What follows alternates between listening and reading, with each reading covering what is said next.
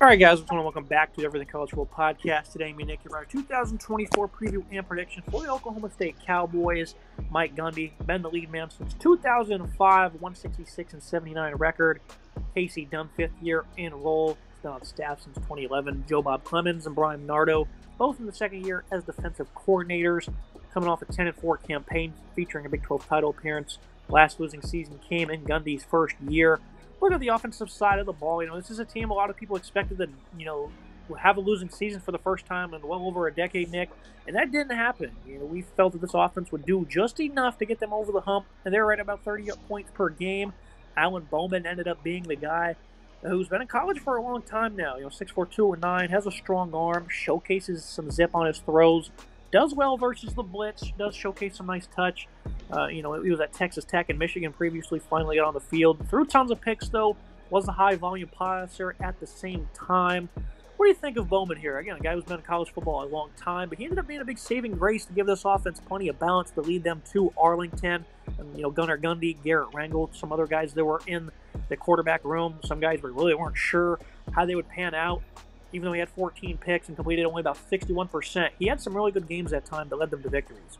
There's a lot of interesting things when you look at Bowman, right? 500 attempts is certainly something you have to highlight, right? So they were a high-volume passing attack, right? They threw the ball a ton. 60% comp rate's not incredible. Again, you throw the ball a lot, you're going to have incompletions. 3,400 yards passing is not bad. 15 touchdowns, okay. But then when you look at it, 14 interceptions, that's a very bad number. That's a really tough number. You got to cut that down this year. They got to find a way to cut that potentially, in half at this point in time. Bowman really did make a lot of mistakes there. Threw the ball into harm's way. Again, the high volume of passing is going to lead to that. You're going to throw the ball into harm's way way more often than you really want to, which is certainly a problem. But overall, I think, Bowman, if he can steady the ship, steady his arm, and cut down on the turnovers, he could still be a solid quarterback. The potential is certainly there. The guy's been around college football for a while, but I'm not sure how much more of a step up he's going to take because he has been around the sport for so long, and getting that big starting role and getting 14 interceptions is not a great start. And I picked him to beat Oklahoma. He had a great game, 334 yards in that one. The next week, they lost to UCF by 42 points, where he had 53% comp rate, his lowest of the year, along with 3 interceptions, also a season high. So obviously, a guy who's, like you said, the ceiling might be, pretty tapped out at this point.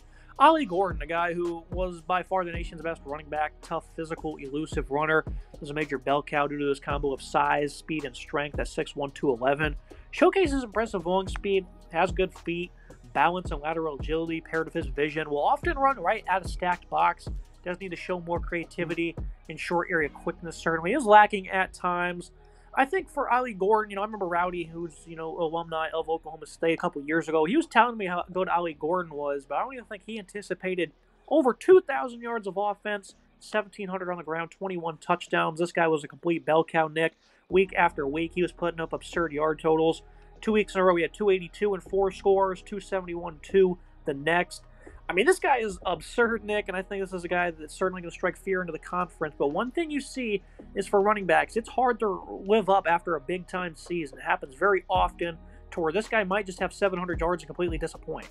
There's certainly a possibility for disappointment here. Obviously, Ollie Gordon also had some off-the-field issues that we're not going to, highlight here. We know that's been spread around social media. Everyone kind of knows what happened there, so certainly has to make sure his head is focused and right this year. The production last year was absolutely incredible. Just a ridiculous season, 1,700 yards on the ground, 6.1 yards to carry, 21 scores, plus the 330 yards receiving and a touchdown. So 22 total touchdowns last year, over 2,000 yards from scrimmage. Just ridiculous numbers from him. He's an incredible back. Not a whole lot of depth behind him, so this really is going to be the Ollie Gordon show. It's going to run through him. He's going to be the main man here in Stillwater. He's going to lead the way. He has to have another good season. Does he have to have 2,000 yards again this year? No, I don't think so. But, has to get to probably 1,500 yards is probably where I'd say you want to see him if you're an Oklahoma State fan at this moment in time. Certainly needs to continue to try and keep up with that similar pace.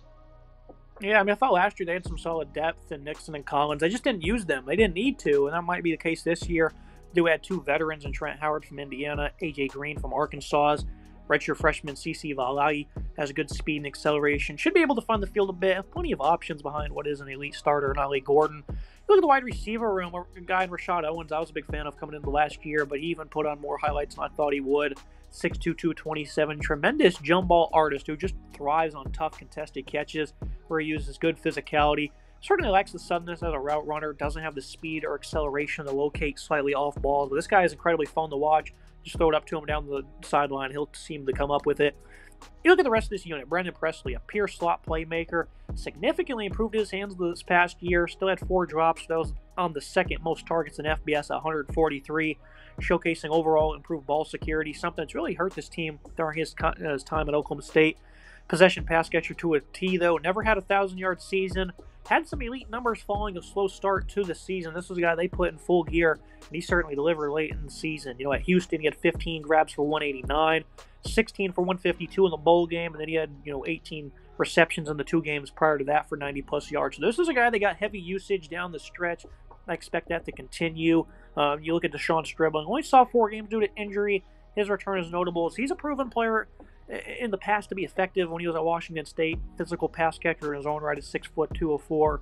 The depth behind them not as established. Tyke Andrews, a 3-star redshirt freshman. Kale Calbines only saw the field like 3 times in 3 years. Next 200 recruit. Taylon Sheraton has barely saw the field, but should emerge as the top backup option here. And then Tyler Foster, a solid tight end from Ohio. Good receiving group here. Depth is a little iffy, but they might not need it, Nick. When you have a guy you can feed almost 150 targets to, and then you have Owens out wide, there's not many guys need to spread the ball to. And that's one thing Gundy's done such a good job of in his time, right, is just picking the playmakers and just feeding them the rock. You've seen that with Ollie Gordon last year. You're going to see it again with the pass catchers.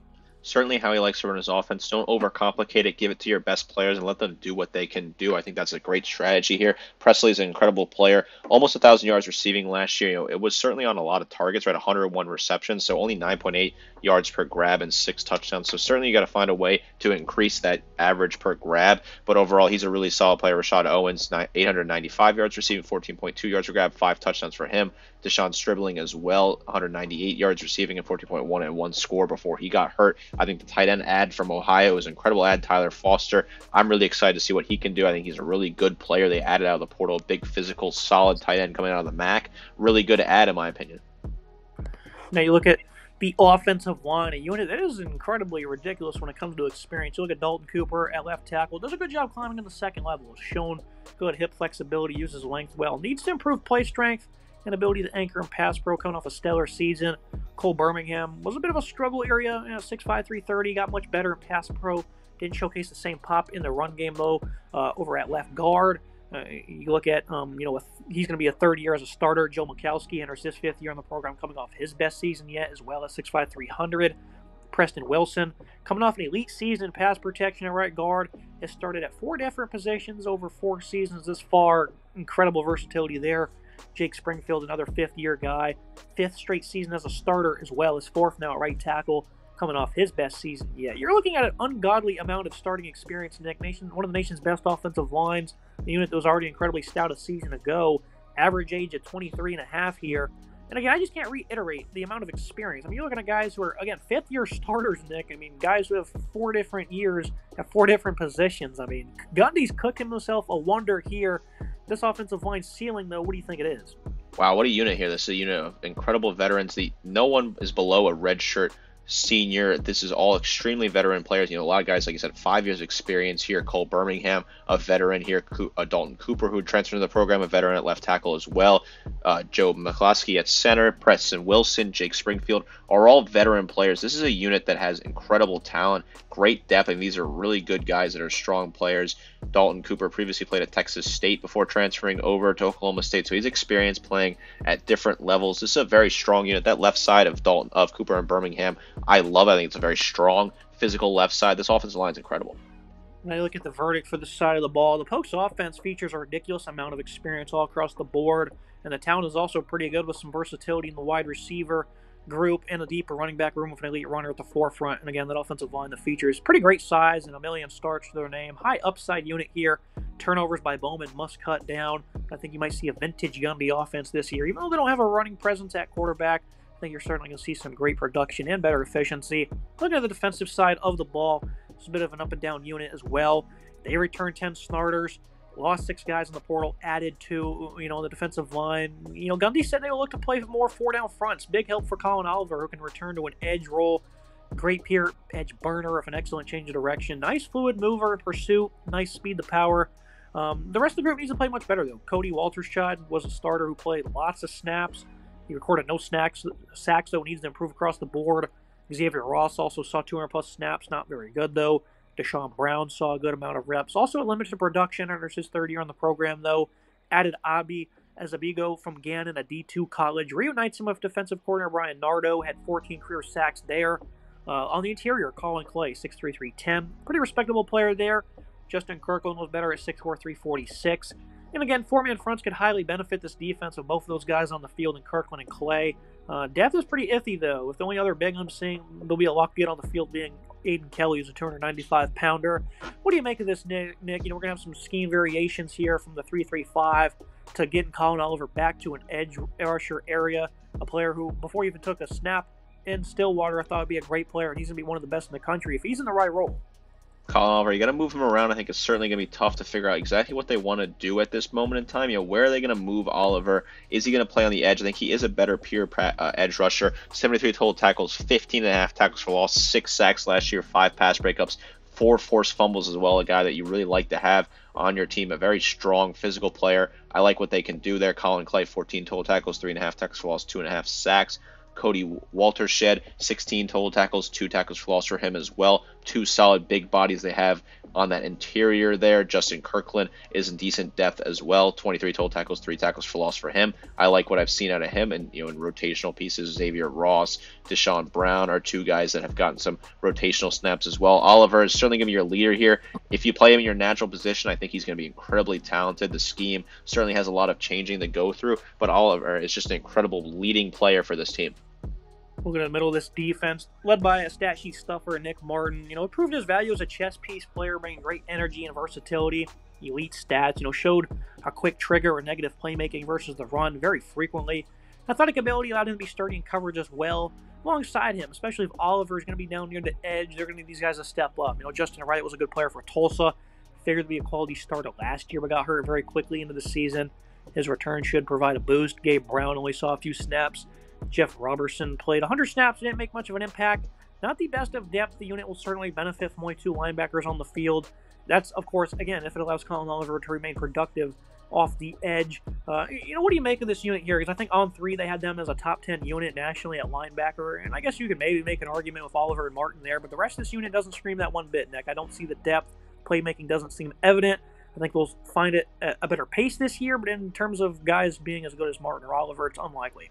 The depth is certainly concerning, but Martin is certainly a stat sheet stuffer. 140 total tackles, 16 tackles for loss, 6 sacks, 2 interceptions, and a pass breakup as well. Incredible numbers. 140 tackles. He really does know how to get wrap up and complete those tackles. Justin Wright is a guy that they want to see fully healthy. What can he do this year? Is he going to be strong? He only played in 2 games last year. They had high expectations when he transferred in from his previous program. Gabe Brown, Jeff Roberson, can they find their way to be productive? It's going to be the Martin and Wright show, in my opinion. I think we've seen in the past that Justin Wright can be a really talented player, but the injuries have certainly derailed him. He was really good at Tulsa in the past at 6'3", 240. I like the size on Wright, and then Martin obviously is an incredible tackler. I don't think it's a top 10 unit, but I do think it's still a very strong linebacking core that will have a successful season.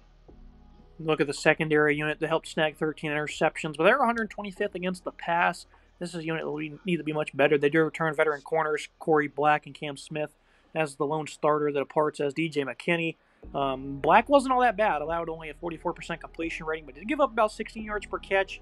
Smith was far better versus the run, but allowed more completions as well. Senior Kenneth Harris only played in 1 game after transferring in from Arkansas State, where he played a lot of snaps under 3 years. Should provide some respectable depth. Cale Smith also got on the field a good bit. So they have experience in their favor, but they don't expect high-level play by any means from those guys. Safety group features a young breakout star in Cam Epps, who was an elite tackle last year. Thought he was good against the run, showed some good instincts in coverage. Certainly had his inconsistencies. Was the primary slot corner. They have vet Trey Rucker as well. He's back. Not a very good player, but did provide 100 tackles, at least in terms of being a coverage asset. Kendall Daniels, on the other hand, played a lot of snaps and was more above average. I love the addition of Kobe Hilton from UTEP, solid 2-year starter. Had a great year back in 22 with 91 tackles and 10 TFL. Didn't see the same explosiveness versus the run this past year. I think this is a good experience if the secondary gets back. They were 132nd nationally in 20 and 30-plus yard pass plays allowed. You've seen it against Texas, Nick, where we thought they could have potentially competed in that game. No shot. They got absolutely demolished by Quinn Ewers. it was just a feast in the secondary. They finally just had enough, and they got broken on every single play. They can't have that this season if they want to compete. Secondary has to improve. There has to be less open free space, and I think playmaking also needs to take an uptick. They need to find a way to improve a little bit of playmaking and better coverage. Asset Daniels and Rucker both had over 100 total tackles, but were not great in coverage. Daniels 105 total tackles, 5.5 tackles for loss, 2 sacks, 2 picks for him, while Rucker had 100 total tackles, 4 tackles for loss, plus a pick. They need to find a way to improve their coverage liability. They're good tacklers, but really have struggled to find a way to improve that coverage. Cameron Eaps, I think he's a guy that was really exciting to watch and developed as a player throughout the season. 40 total tackles, 3 interceptions, 4 pass breakups for him. Cam Smith, 26 total tackles for him, 1 pick and 4 pass breakups. Further down the depth chart, Corey Black was solid as well. He had a pick and 5 pass breakups, 17 total tackles. Ulrich Rawls had 20 total tackles. Cale Smith had 22 total tackles. So nice production across the board. This is a very deep secondary that I think caps off a really solid defense. Looking at the verdict here, some different scheming should allow this pass rush to improve a bit in front of the linebacking core. They'll be the heartbeat of this defense with some really good playmakers. The secondary gets all but one starter back, but they got flat out burned last year and just don't seem to have the highest of talents to make major strides. I think the defense will improve a good bit, but could still lose them games, especially close ones. Look at the 2024 schedule and prediction, for Oklahoma State. We just talked about the defense, where they have some key playmakers in certain areas, but they're going to break more often than not. But it's going to be a competitive unit at the end of the day. This team's not going. They shouldn't lose the UCF by 42 points, for example. Again, that shouldn't happen. This offense is really good. I mean, they have incredible experience. Not just the offensive line, but their quarterback's also in like his 6th or 7th year. And Alan Bowman, I think, will certainly improve. Now that he has another full year of experience under his belt, was able to stay healthy and on the field. It's certainly beneficial, as that was a problem early on in his career. And, of course, Ollie Gordon, a guy who I think is going to absolutely rip Arkansas apart in Week 2. I think they'll beat Utah, in the 4th game of the year. On the road, I think will be a bit of an issue for them. I think Stillwater's a great home environment. I don't see them losing any games at home this year. The home slate is pretty favorable overall, and I think they'll probably end up going 9-3, like you said, Nick. I'm going to go 8-4 for now. It just seems like Baylor's a game where they could pick them off.